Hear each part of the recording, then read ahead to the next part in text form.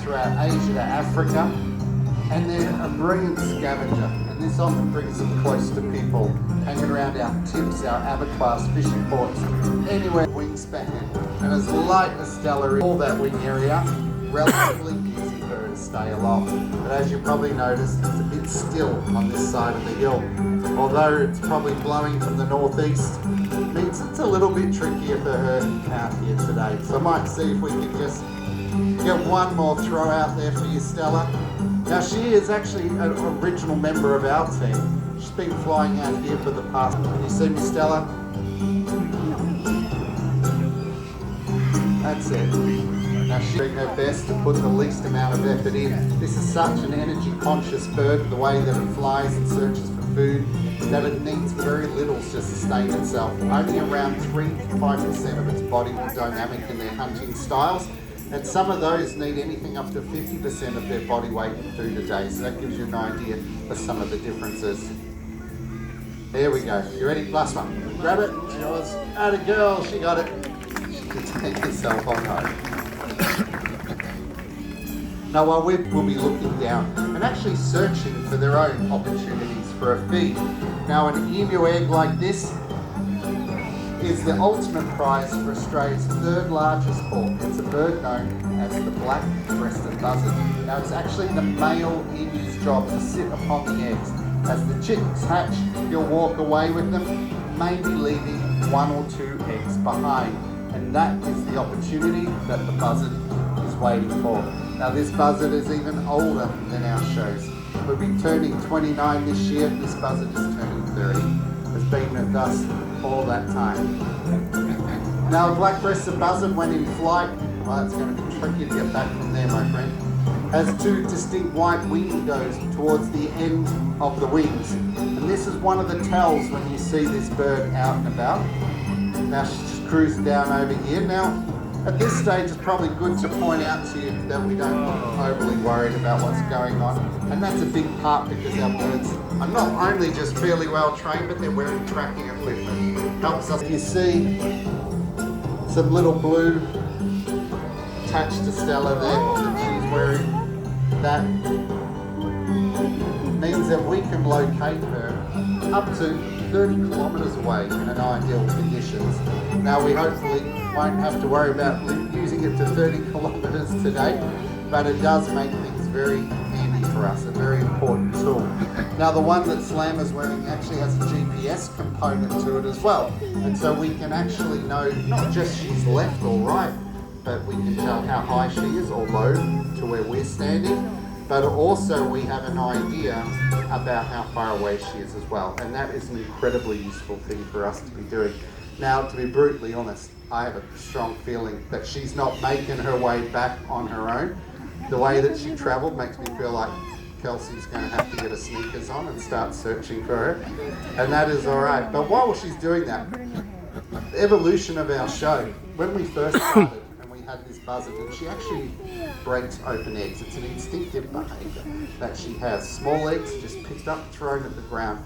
But larger eggs, like an emu one, can't be broken in this fashion. They're just too robust. She can't get a grasp upon it. And it is one of the largest flying birds that occurs in the world. With a wingspan of around 3 metres, that is right up there with all the longest wingspans in the current era. It's not actually big by historic states. We've had birds with wingspans of around 7 metres. Yeah, so that gives you an idea of just how much bigger and different things have been over time. Now this spectacular bird is a type of vulture. Yeah, so vultures range from birds no bigger than the buzzard that we briefly saw. Wow. Now as I said, the Andean condor is a type of vulture, and like many of her kind, she feeds by reaching deep inside dead animals to get to all the soft juicy bits that are inside. Now this is a very messy way of eating. That's the reason behind this relatively bald head and neck. Not there for us to judge her appearance. It's there to keep her clean and healthy. Now any blood and guts that collects on her skin, when it dries in the sun, it'll flake right on off, and she gets to stay extremely clean and healthy. Now vulture populations all around the world have faced enormous pressures. Some species have declined by as much as 99% just in the last 15 years alone. Now this has meant that diseases that impact on people are on the increase, things like anthrax and rabies. Now we don't have vultures here in Australia, but we have many scavenging birds that help to fulfil similar roles, from ibis, eagles, ravens, to name a few. And if we don't start to value them, they could just very easily disappear, just as she's gone now. She is beautiful, isn't she? Now the condor is obviously South American, but you really do not need to travel very far to actually appreciate the significance of birds. In fact, there is one species that did all that travelling for us, because it journeyed across the seas and it did this alongside people, and that enabled us all to develop our own everyday connection.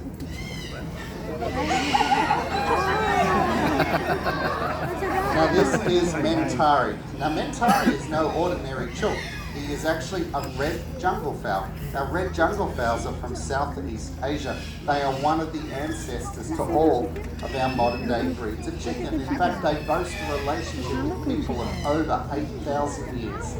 Now red jungle fowl have featured through religions, in rituals and customs, have even made their way into our everyday language. It could be like Mentari here, someone who likes to rule the roost.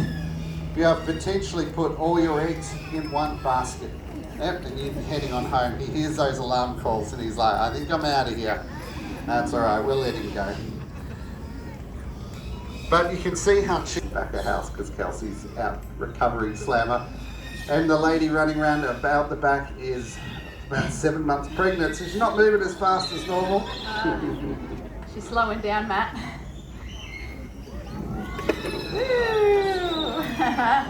Now, have you ever had that feeling you're being watched? Well, owls are everywhere. You might not see them in your backyard, but they see you in the country and even right here in the city.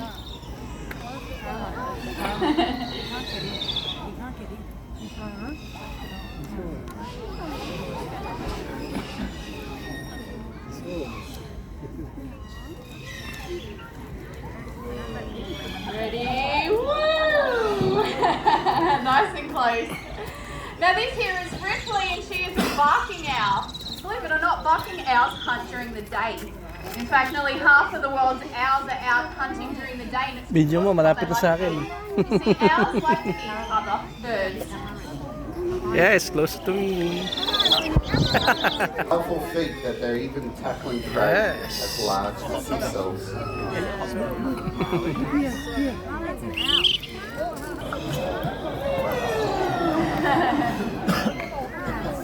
Did you see the bird? Look, here it comes, here it comes, here it comes. And then as the sun goes down, the owl will look to hunt things like mice, rats and possums before it goes and returns to its own safe branch to rest. Those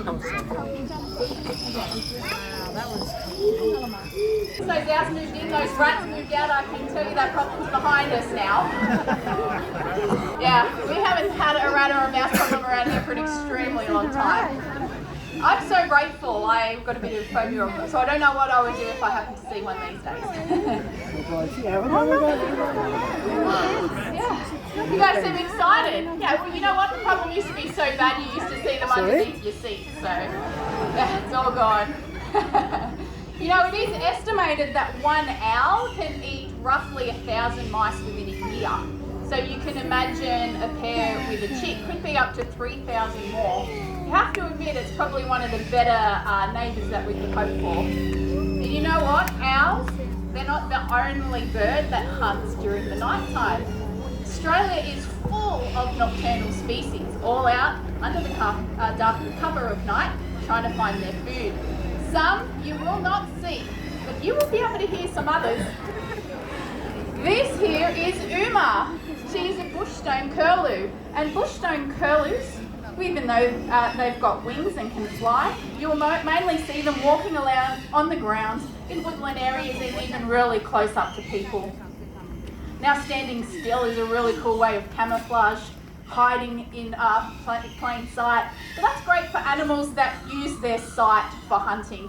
But animals like foxes, dingoes, feral cats, they use their nose. So that means ever since the introduction of feral cats into our system, birds like these have dramatically disappeared in a lot of areas. But there's lots of things that we can do to make a huge difference. Keeping our cats locked up inside at night is just one of the many things that we can do to make sure beautiful birds like Uma are around for a long time. I think you're right. Thanks for that, Erin. You can head that way if you want. Yeah. We're all out of sync. Now, Australia is incredibly lucky for the sheer diversity of bird life we have. There are over 800 types of birds that actually call this country home. And of those, just over 50 are our parrots. Now, for most Australians, it's as simple as a step just into your own backyard to experience the beauty of these birds which are all around us.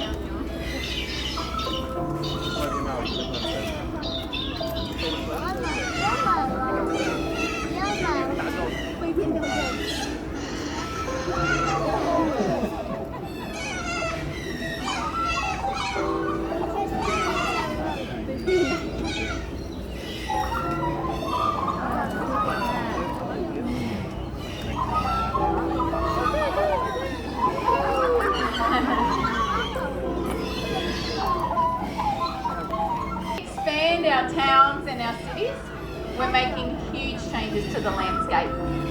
Unfortunately though, not all birds can adapt to that impact.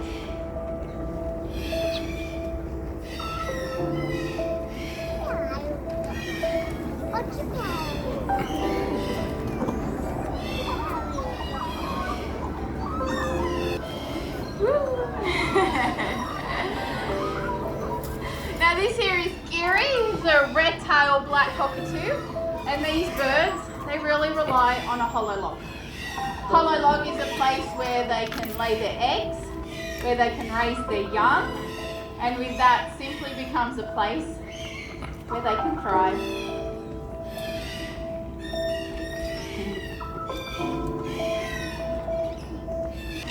Now, Geary's name actually means very red, as they transition in colour.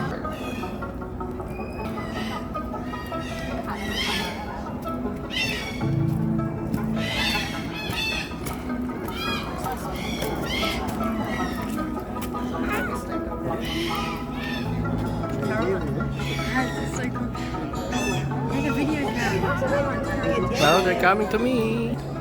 How are you recording? Now, Monotoga and Hakia actually get their names from significant plants found in their environment, and the connection between plants and animals is incredibly strong. Here we go. Now these birds can be extremely messy eaters. If you've seen them up in the trees, basically destroying it.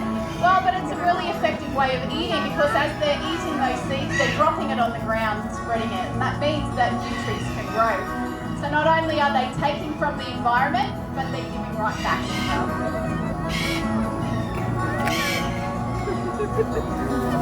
Now, earlier Erin was talking the significance of hollows for a lot of Australian wildlife, but for a tree to produce hollows for birds of this size, we're looking at ones of at least 150 years of age. And with much of our forest being young, it puts additional impact on our wildlife.